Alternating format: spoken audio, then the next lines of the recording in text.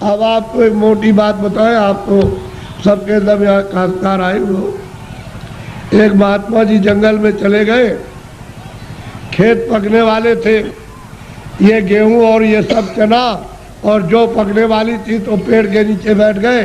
किसी गांव के लोगों ने देखा कि ये कौन बैठा, तो गांव में खबर दी, गांव के लोग चल कर के आए कि भाई आप कौन है?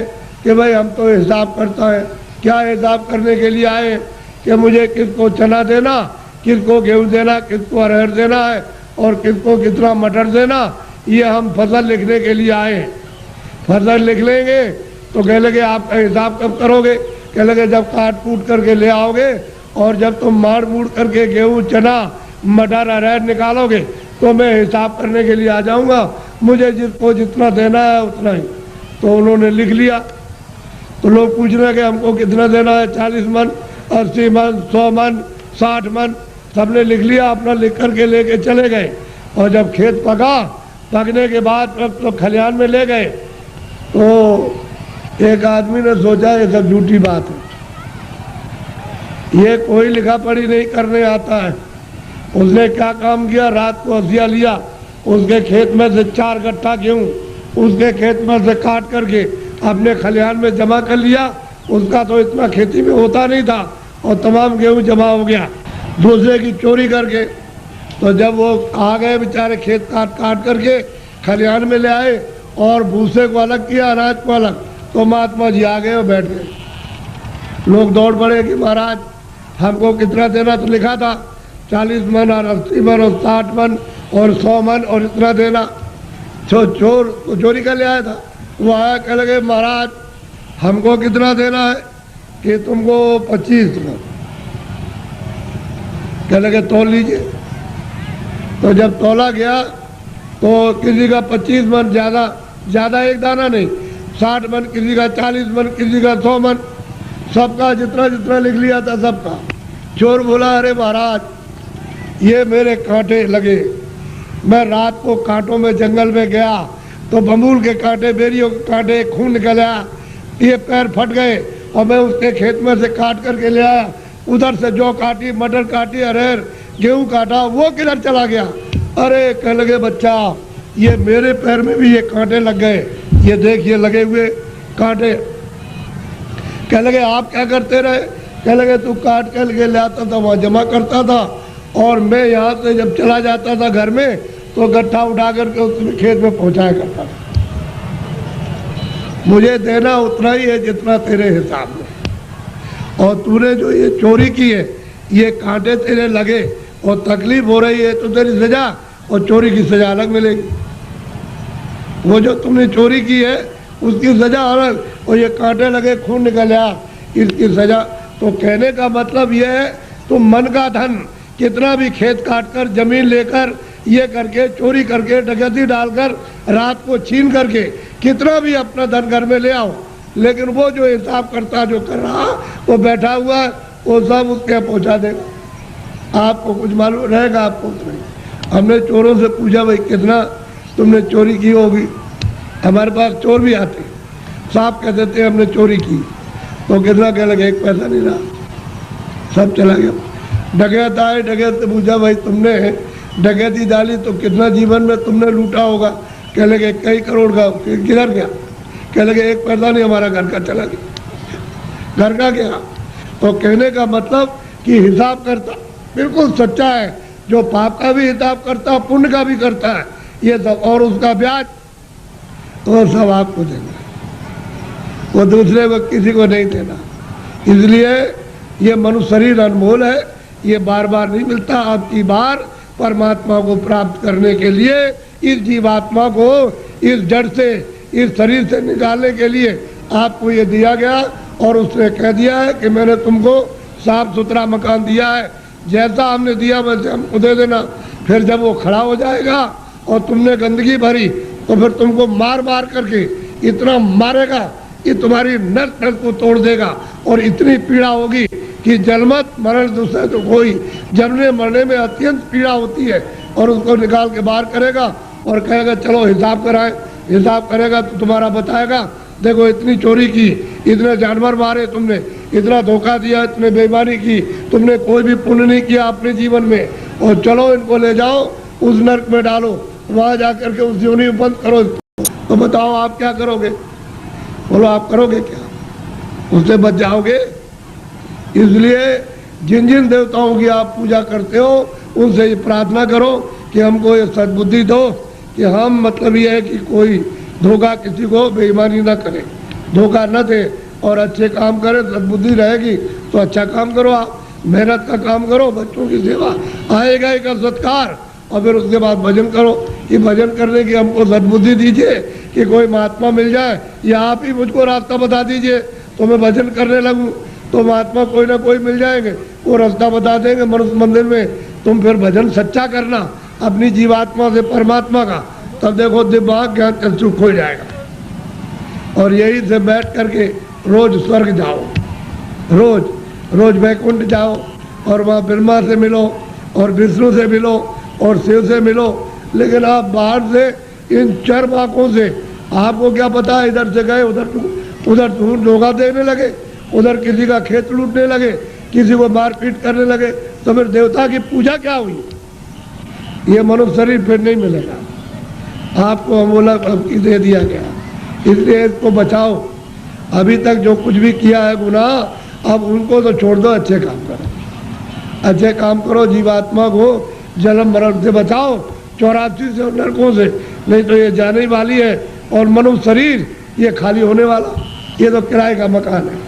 ए बच्चे बच्चियों, ये किराए का मकान है, वो ये नहीं देखा गया 2 बरस का है, 4 बरस का है, 10 का है, वो 20 साल का है, 50 का, 100 की पूंजी आपको दी जाती है।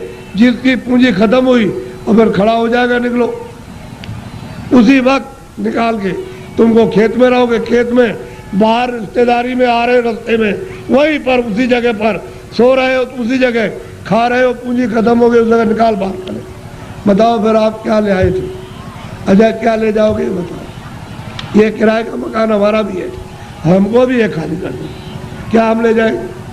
हमारा ये भी नहीं जाएगा, इसके साथ कुछ और जाएगा, एक सुई की नोक नहीं जाएगी। जब ये नहीं जाएगा, वो सामान तो वो पड़ा, ये पड़ा, इसको उठा करके उधर जंगल में फूंक देंगे, उधर ले जा करके, और न ये सामान मिलेगा और न ये उससे मिलेगा, न ये उसको देख सकता है, न सामान इसको देख सकता है। ये भी जड़ है और सामान भी जड़ है। तो फिर चेतन में आप बेचारे, चेतन को आपने क्या किया? गड्ढे में डाल दिया। इस चेतन की पूजा तब होगी जब चेतन को जगा लो, जीवात्मा को जगाओ, और दरवाजे पर दोनों आंखों के मध्य में जाग जाए, उसकी गंदगी दूर हो जाए, तब परमात्मा की पूजा करो, तब मिले। सुलभ है, सीधा है, आसान, सब कर सकते हैं, स्त्री बच्चे पुरुष, खेत में खलिहान में, घर में, सुबह और शाम। तुम 1 घंटा समय नहीं निकाल सकते हो 24 घंटे में परमात्मा को प्राप्त करने के लिए, और बस इसी में समय सो करके और खा पी करके बिता रहे।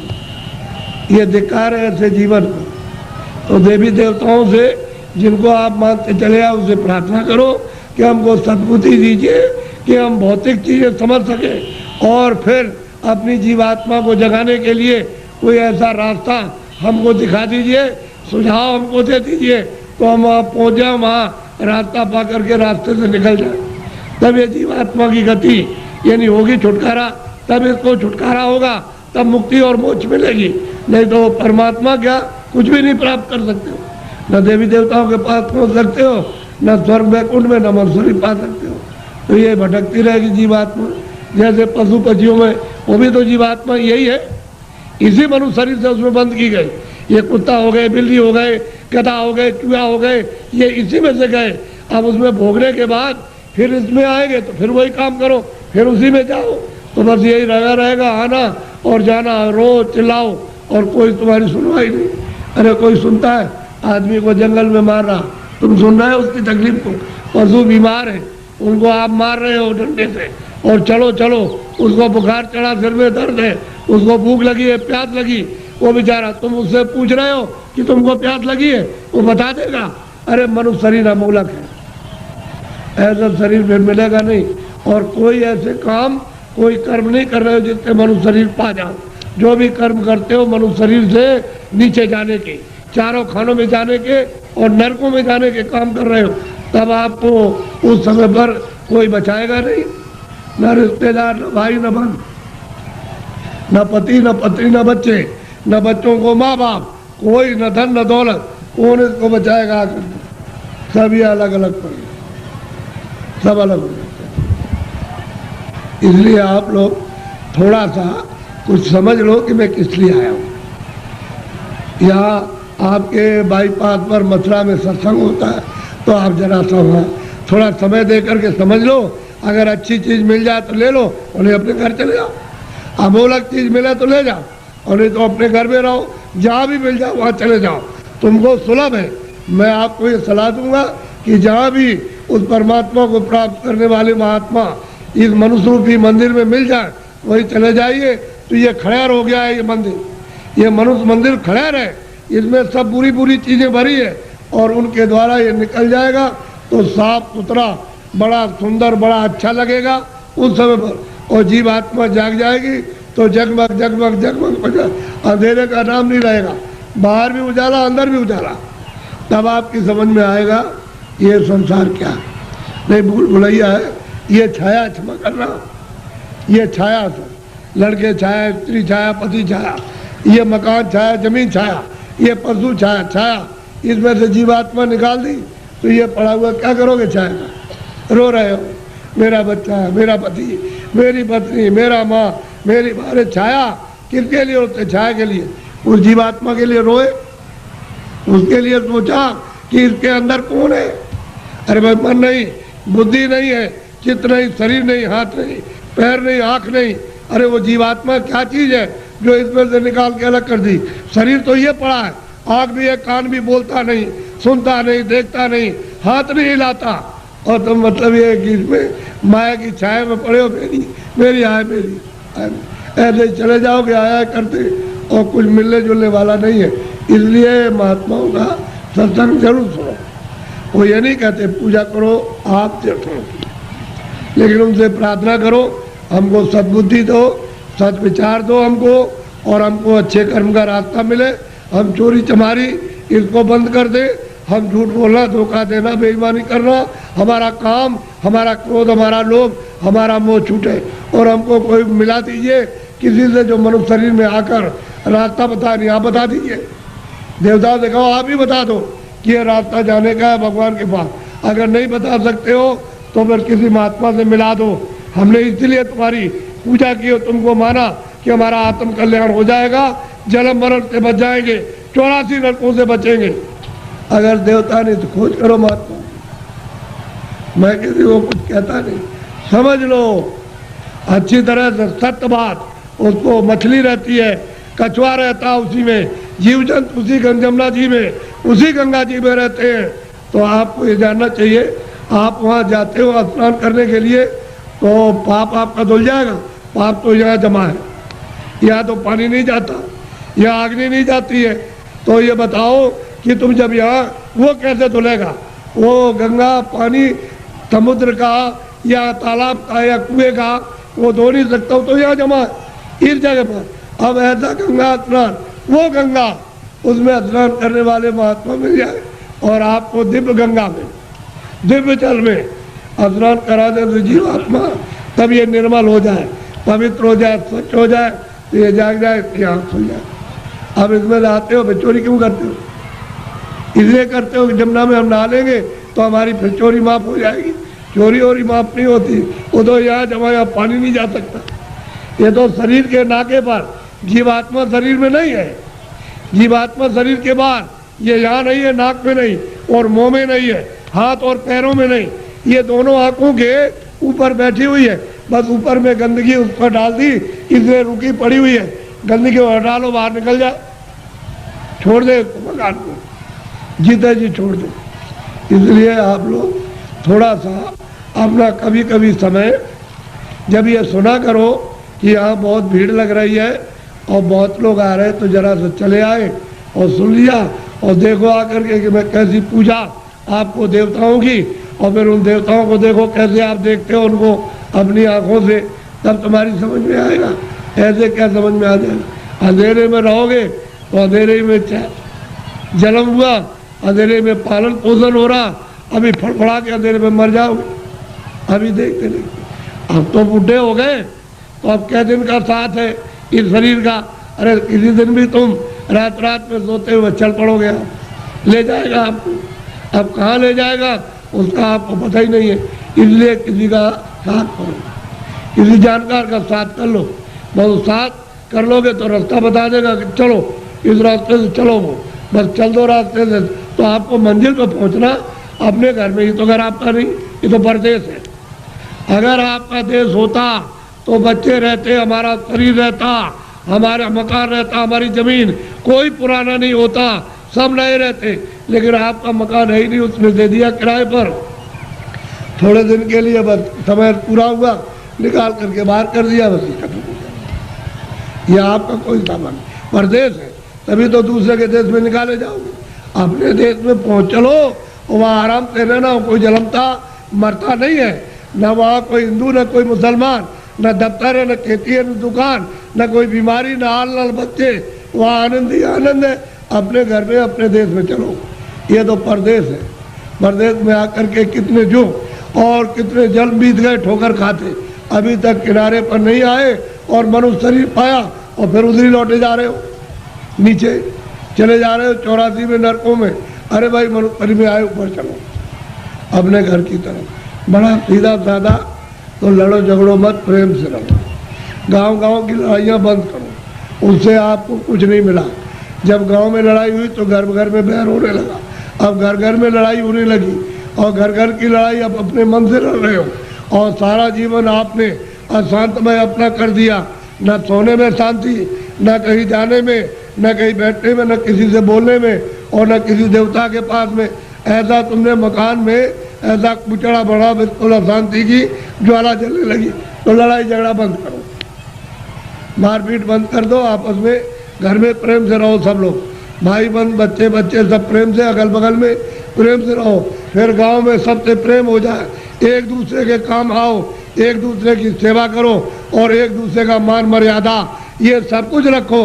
तभी अगर मनुष्य का तुम क्षणिक सुख लेना चाहते हो, शांति और आनंद का, तो आपको मिलेगा। लेकिन ये क्षणिक है।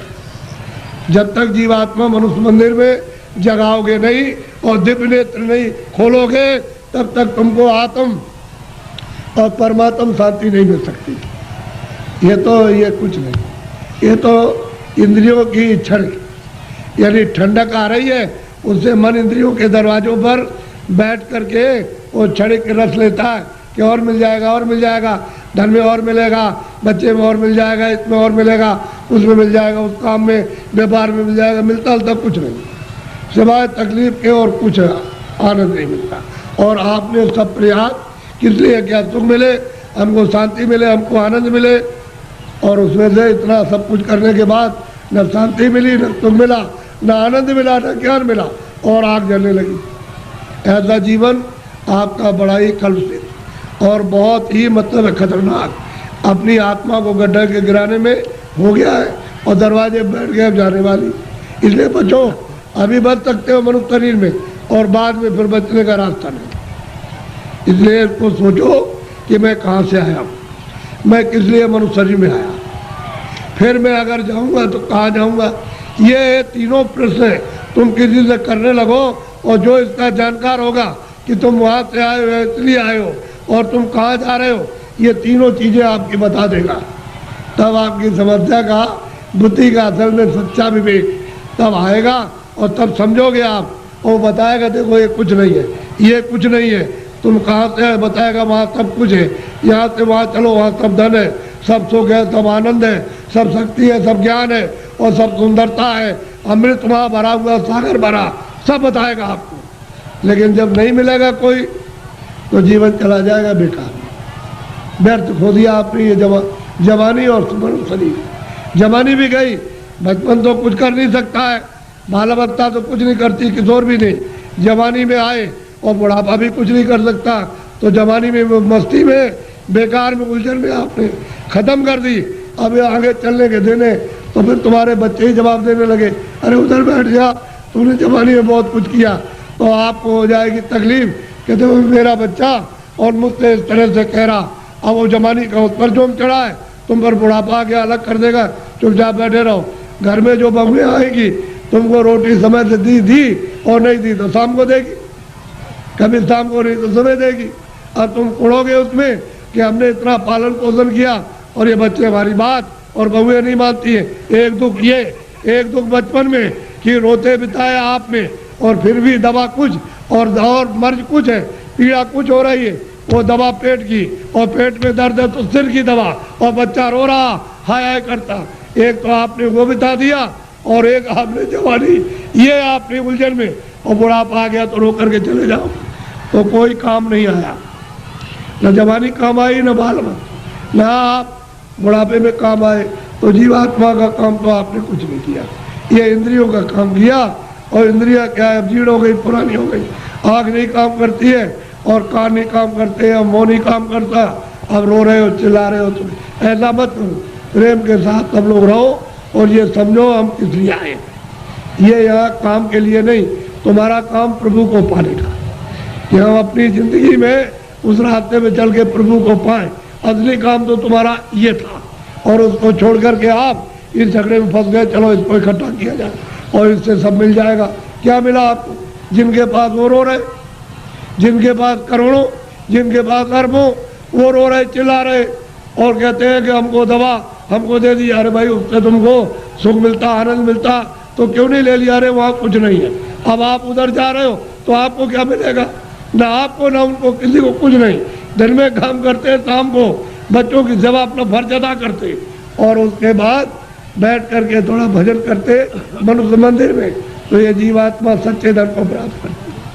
सच्चा जन मिलेगा नहीं, इसका कल्याण होगा, जीवन ऐसे ही चला जाएगा। तो मैं तो इसलिए चलाया कि हमारे गांव वासियों ने बहुत ही लोगों से कहा कि बाबा जी को ले आओ जरा, मैं दर्शन करूंगा। तो मैंने भी कहा चलो मैं भी दर्शन करूंगा। मेरी भी तो इच्छा दर्शन करने की है। अगर आपकी इच्छा हुई है दर्शन करने की, तो मेरी भी आपके दर्शन करने की इच्छा हुई। तो आदान प्रदान का दर्शन, दर्शन देना और दर्शन करना, इसी के बीच में, अरस परस के बीच में अगर कोई चीज़ मिल जाए तो उसको ले लेना चाहिए।